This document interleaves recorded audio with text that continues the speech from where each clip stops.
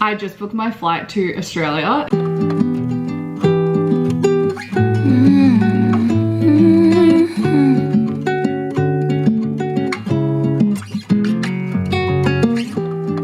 I see love free the sword. If it's love that keeps us warm. And this will be the first time that I've been back since I moved here. And I leave on Monday. So I leave in Wednesday, Thursday, Friday, Saturday, Sunday. 6 days. I leave in 6 days. I haven't had any desire to go home, but I definitely think given like my breakup and just like work and different things, like I just think I need like a full go home, reset, see my like nearest and dearest, and like come back with like a fresh mental space. Plus it's also like winter uglies, obviously you can tell. So I'm like keen to get back in the sun, hang out with my friends, just like laugh a lot. But yeah, I'm so excited. I'm like surprising my closest friends, and then we'll see obviously like all my other friends, but it's very hard to surprise people, so I'm only surprising the people that I can like manage to surprise. I look like a sweaty egg, but this is the day that I'm flying back to Australia for the first time in almost 2 years. Let's spend the full day together. My flight isn't till 5:30 or 5:15 I think. Probably should double check that. And I just went to Core Power this morning for a workout because I feel like you need to work out before you get on the plane or else you just feel so sluggish. So I'm gonna make some breakfast, get organized, pack my bag, and then get ready for the day. So let's hang out.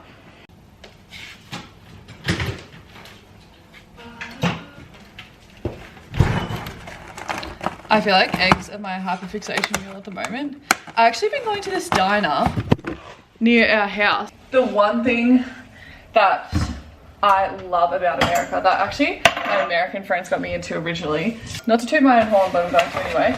I feel like my eggs are fucking better. Like, sorry, not sorry. But I'll put a photo of how my poached eggs came out yesterday, and I was like, random what they serve here. Like, they serve like steak and eggs for breakfast. Like, in Australia, you would die. But like diner culture's so good, like 'cause it's so cheap, like that's the one thing, and you can just literally get whatever. I just need to know like how they have all the food there to be like fresh enough to continue to serve people every day. Like it genuinely confuses me. We were saying like the biggest red flag is if a diner is like has weird hours and is closed, like they should be open all the time to be circulating the food. I used to not be afraid of flying. Like I used to be a really good flyer when I would go visit my family like in LA, and ever since COVID I just flight anxiety through the roof. But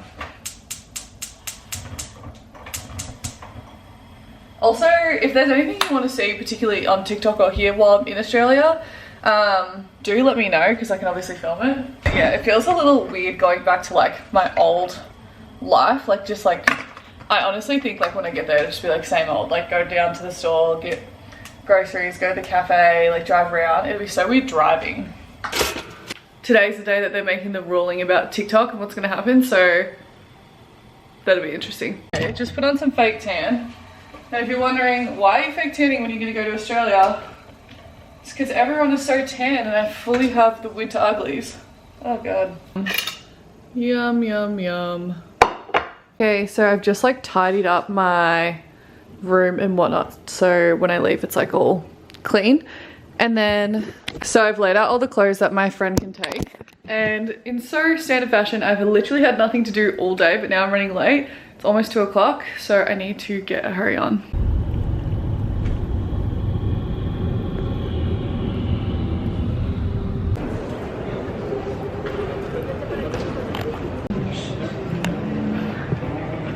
Okay.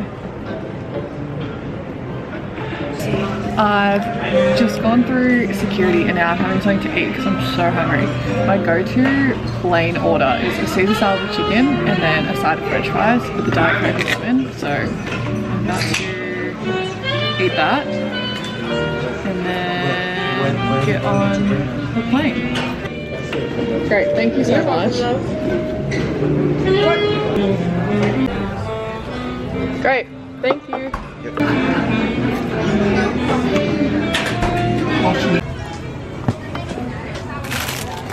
Okay, so I just got a water because I never bring my like actual heavy drink bottle to the airport because I don't want to like have to actually like carry it all the way to Australia. Sounds stupid, but Some Jolly Ranchers because I feel like I don't want to be like snacking too much on the plane because it always makes me feel really sick. So I try to do like lollies, like, I know, not great for the environment, but a plastic one. This will be like the longest consistent flight I've been on, which is like so nuts. I think it's like 22 hours, so I just need to keep myself entertained. Like I think I'll sleep for half of it and then also just like make videos for the other half. I'm just gonna be bored, think about my feelings, read my book, etc.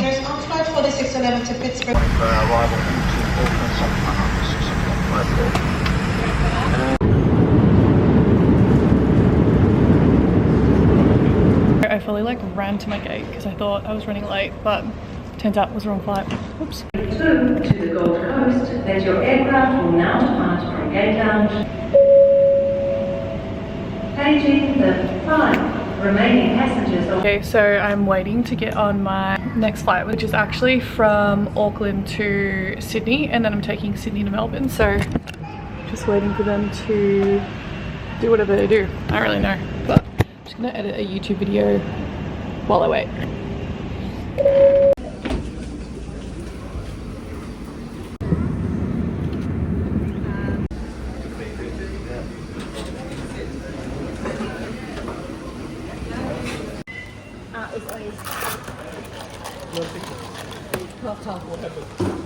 I am fully grubbing because this is me after like 24 hours on the plane.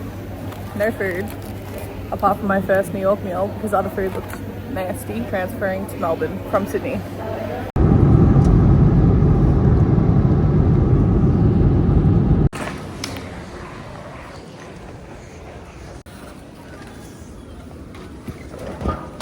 The reason I didn't vlog getting onto that last flight was because they actually called my name like over the speakers and I almost missed it. I had to like fully run to my gate, which is like the biggest ick, firstly. Secondly, such an idiot, so standard. I'm like surprisingly not too tired, but I probably will be later. I've literally been on the plane for 29 hours, like traveling for over 30 hours. So now I need to go find my hire car. It's so windy. Because Tali is not here, I have to be such a problem solver with that outfit.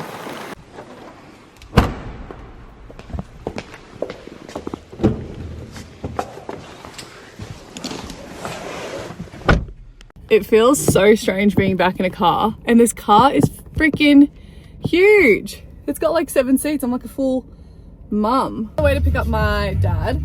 Obviously looking a bit shit post plane. Anyway, we're just gonna get like coffee and whatnot, which will be cute. Hi guys. So I'm on my way to surprise my like nearest and dearest best friend. Her name is Charlotte. I feel like I don't really talk about my home friends too much on TikTok, probably because I just like, I don't think it's kind of irrelevant for you guys, but she's my longest standing best friend. We've been friends for literally so long. It's honestly like this elaborate plan where her sister lives like really far away and she was like, oh, I have a work voucher that I need to use like in Melbourne, so I'm gonna come into the city and we can have a date night. And obviously as sisters do, she's like pick me up. I feel like nervous, I feel like I'm going on a date. She's like, oh, like just pick me up on the way, because they always go everywhere together.